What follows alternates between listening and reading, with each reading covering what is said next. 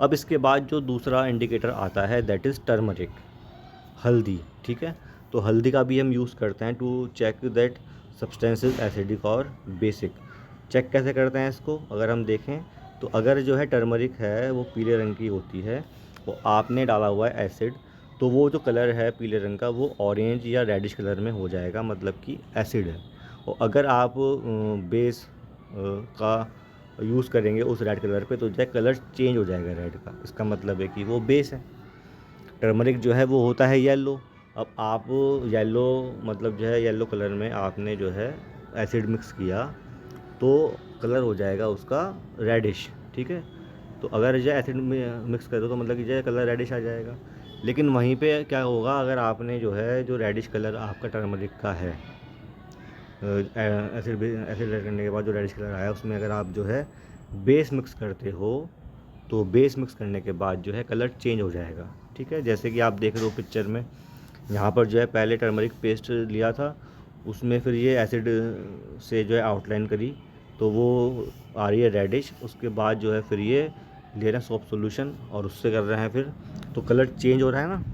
तो इसी ये टेस्ट करते हैं हम टर्मरिक का यूज़ करके। इसके बाद जो है हम यूज़ करेंगे चाइना रोज़ फ्लावर के जो है पत्तियाँ, इनसे भी टेस्ट करते हैं।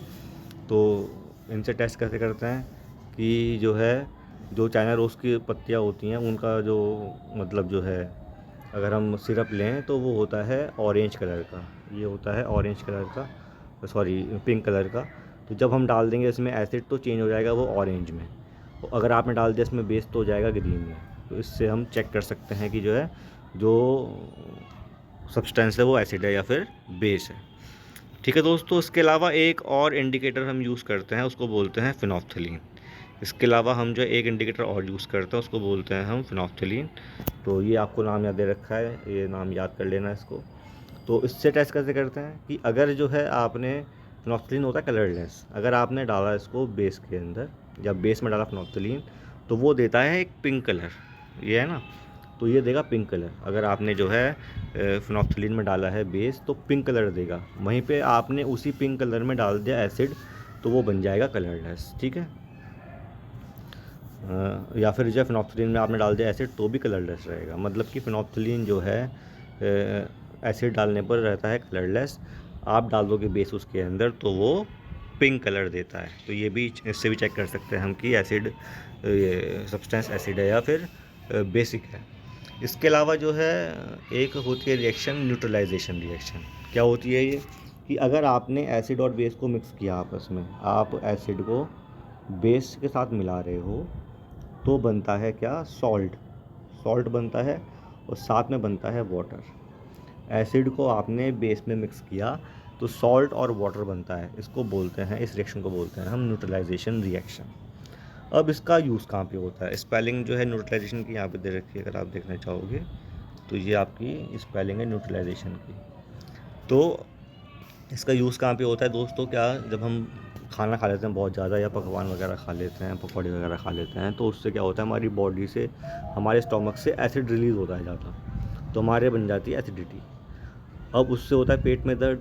अब उसको सही करने के लिए, खाने को डाइजेस्ट करने के लिए हम जो है या जो एसिड बना है ज़्यादा उसको, उसके पेन को दूर करने के लिए हम लेते हैं इनो या हम लेते हैं डाइजीन। तो आखिर इनो और डाइजीन में होता क्या है, उसमें होता है एंटा एसिड, जिसको बोलते हैं मिल्क ऑफ मैग्नीशिया। तो एंटा एसिड क्या करता है कि जो एसिड रिलीज़ हुआ है उसमें हमने मिला दिया बेस, इनो पी के या फिर डाइजीन पी के, तो वो जो एसिड था एक्सेस वाला वो बन गया सॉल्ट में कन्वर्ट हो गया, है ना, और पानी बन गया। तो सॉल्ट तो जो है हमारी बॉडी को इफेक्ट करता नहीं है, तो सॉल्ट बनाने के लिए हमने इनो या फिर डाइजीन कंज्यूम किया था।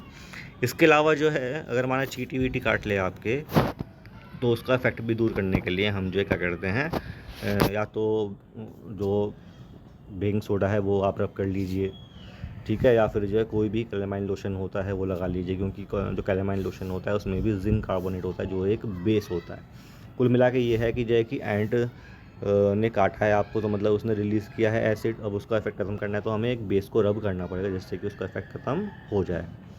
फिर आता है सॉइल ट्रीटमेंट। फिर आता है सॉइल ट्रीटमेंट, मतलब कि सॉइल जो है वो एसिडिक भी हो सकती है बेसिक भी हो सकती है, लेकिन प्लांट्स जो हैं ना तो एसिडिक सॉइल में अच्छे से उग पाते हैं, ना ही वो बेसिक सॉइल में अच्छे से उग पाते हैं। तो ये जो एसिडिक और बेसिक नेचर है इसको दूर करने के लिए हम मिलाते हैं उसमें अकॉर्डिंगली। अगर बाय द वे सॉइल है बेसिक तो उसमें मिलाते हैं हम कैल्शियम हाइड्रो। अगर वो है बेसिक तो उसमें मिलाते हैं हम क्या, ऑर्गेनिक मैटर, ठीक है, क्योंकि वो रिलीज़ करता है एसिड, तो उससे जो है उसका जो बेसिक नेचर है वो दूर हो जाता है। और सॉइल अगर एसिडिक तो उसमें मिलाते हैं हम बेस, लाइक क्विक लाइम या फिर जो है स्लेट लाइम। इससे जो है सॉइल का जो एसिडिक नेचर है वो भी दूर हो जाता है। मतलब कि कहने का मतलब ये है कि जैसे सॉइल के ट्रीटमेंट के लिए भी हम जो है डिफरेंट टाइप के फर्टिलाइज़र, डिफरेंट टाइप के सब्सटेंस यूज़ करते हैं, जिससे कि उसका जो एसिडिक नेचर है और जो बेसिक नेचर है वो दूर हो जाए। इसके अलावा जो फैक्ट्री से वेस्ट निकलता है दोस्तों, तो वो होता है एसिडिक। अब जो है फैक्ट्री वेस्ट को अगर हम डायरेक्टली पानी में डाल देंगे, ठीक है, जैसे कि हम करते हैं अधिकतर, तो उससे क्या होता है, जो फ़िश होती हैं वो मर जाती हैं, या फिर हम ग्राउंड में भी डालते हैं इसको, तो जो ज़मीन में रहने वाले जीव जंतु हैं वो मर जाते हैं। तो ऐसा ना हो तो हम पहले जो है ना फैक्ट्री वेस्ट को न्यूट्रलाइज़ करते हैं बाय मिक्सिंग बेस, और फिर हम रिलीज़ करते हैं पानी को, जो है गंदे पानी को, गंदे वेस्ट को, वो जो है नदी या नालों में, जिससे कि जो उसमें जानवर रह रहे हैं उनको इफ़ेक्ट ना हो, ठीक है। तो दोस्तों इस चैप्टर में इतना ही था कि अगर हम देखें कीवर्ड्स जो हमने पढ़ी हैं, तो एसिड क्या होता है मालूम चल गया होगा आपको, जिसका टेस्ट खट्टा हो वो एसिड। जो नेचर होता है सब्सटेंस का वो होता है एसिडिक। फिर जो जिनका टेस्ट होता है बिटर वो होता है बेस। ऐसे ही अगर आप चेक करना है कि जो सब्सटेंस एसिड है या बेस है, तो हम यूज़ करते हैं इंडिकेटर्स का। जो ना एसिड हो ना बेस हो उसको बोलते हैं वो सब्सटेंस है न्यूट्रल। इसके अलावा जो है एसिड बेस को आप मिक्स कर दो तो बनता है सॉल्ट एंड वाटर, तो इसको बोलते हैं रिएक्शन को हम क्या, न्यूट्रलाइजेशन रिएक्शन। अब इसमें सॉल्ट बन रहा है, सॉल्ट क्या होता है, सॉल्ट होता है न्यूट्रल, जिसमें एसिड और बेस को मिक्स करके जो चीज़ बन के आती है उसको बोलते हैं हम सॉल्ट।